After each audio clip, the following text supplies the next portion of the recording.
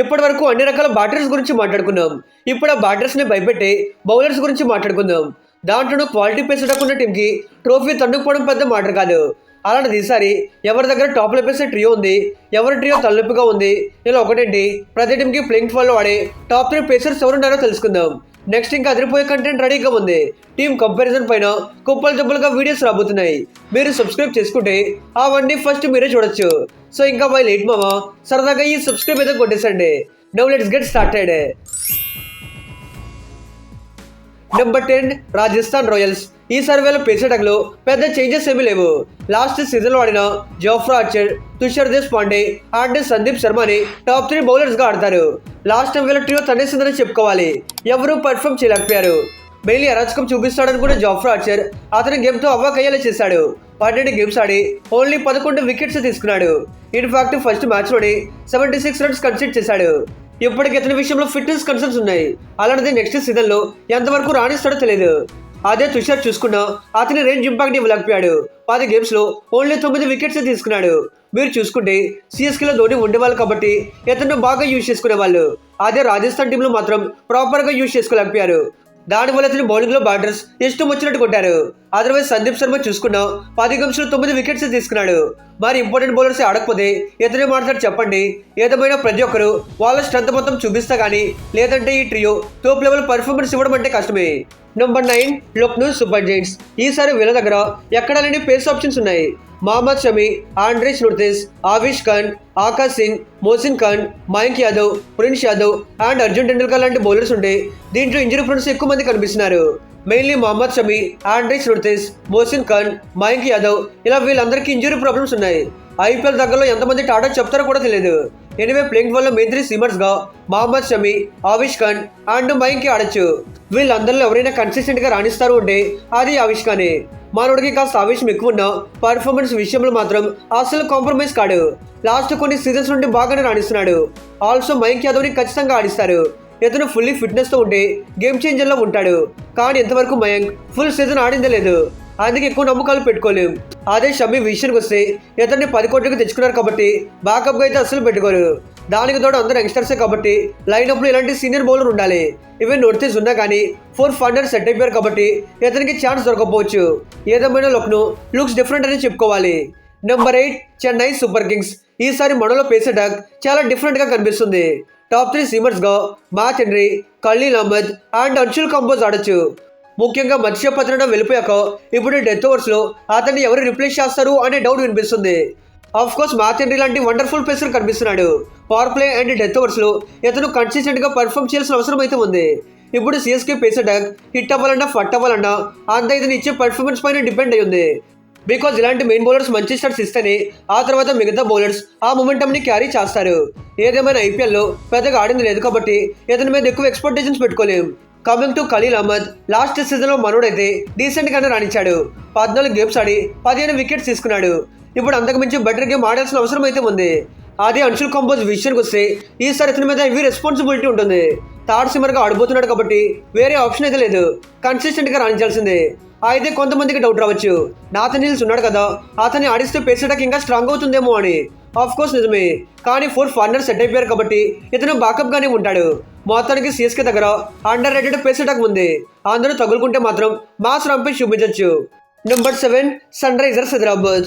ఈసారి on the paper మనోళ్ళ దగ్గర decent face అటాకే కనిపిస్తుంది. మెయిన్లీ ఎక్స్పీరియన్స్ ఉన్న ఆటగాళ్ళ కంటే ఆప్షన్లో యంగ్స్టర్స్ కోసమే వెళ్ళారు. దానివల్ల ఇప్పుడు అందరూ కుర్రోళ్ళే కనిపిస్తున్నారు. ఎనివే టాప్ 3 పేసర్స్గా శివం మావి, Pat Cummins and Harshal Patel mostly ఆడొచ్చు. ఎస్పెషల్లీ మనకి స్టార్టింగ్ ఓవర్స్లో వికెట్స్ తీసుకోగలిగే బౌలర్ కావాలి. దానికోసమే శివం మావిని ఆడిస్తారు అనిపిస్తుంది. ఆఫ్ కోర్స్ కొంతమందికి డౌట్ రావచ్చు, జయదేవ్ ఉన్నాడు కదా అతన్ని ఆడించరా అని. ఇక్కడ ఇతన్ని మెయిన్ పవర్ఫుల్ పేసర్గా పెట్టుకొని సీజన్ మొత్తం వెళ్ళకపోవచ్చు. అదే మావి చూసుకుంటే ఒక కంప్లీట్ న్యూ బాల్ పేసర్, కొత్త బాల్తో వికెట్స్ తీసుకునే ఎబిలిటీ ఉంది. అయితే మళ్ళీ లాంగ్ టైం తర్వాత ఐపీఎల్ ఆడుతున్నాడు కాబట్టి ఎంతవరకు రాణిస్తాడో తెలియదు. కమింగ్ టు పాట్ కమిన్స్, ఇతను ఎలాంటి క్వాలిటీ బౌలరు మనందరికీ తెలుసు. ఏ సిచ్యువేషన్ ఎలా కంట్రోల్ చేయాలో కమిన్స్కి బాగా తెలుసు. మీరు చూస్తే లాస్ట్ 2 సీజన్స్ నుండి సన్ రైజర్స్కి ఇంపార్టెంట్ బౌలర్గా రాణిస్తున్నాడు. ఇప్పుడు అంతా యంగ్స్టర్సే కాబట్టి వాళ్ళు పర్ఫామ్ చేయకపోతే పాట్ పైన ఎక్కువ రెస్పాన్సిబిలిటీ ఉంటుంది.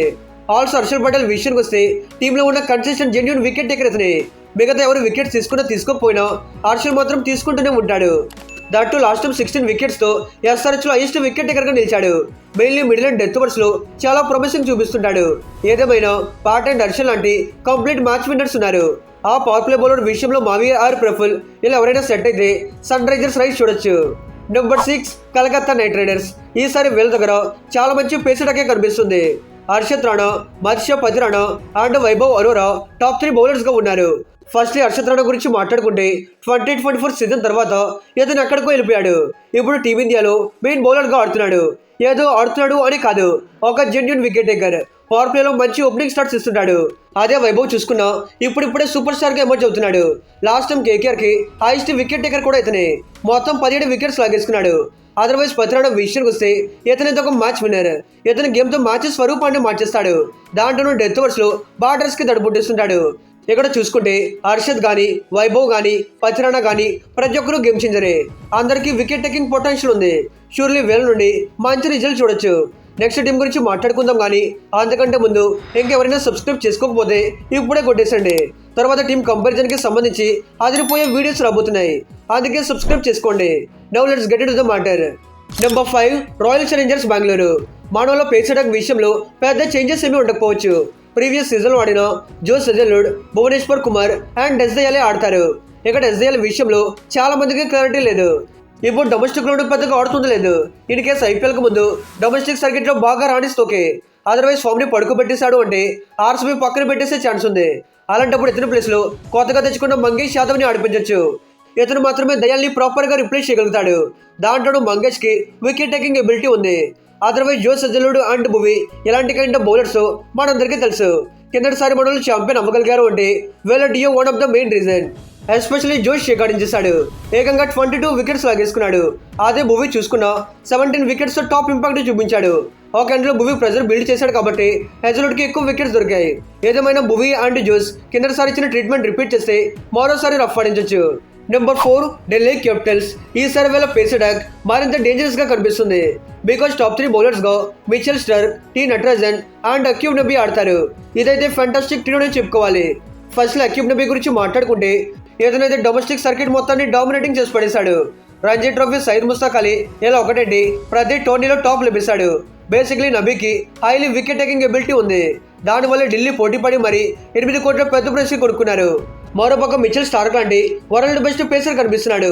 మరి స్టార్క్ ఒక్కసారి మూమెంటంలోకి వచ్చాడంటే బ్యాటర్స్ అందరిని ఉతికారేస్తాడు.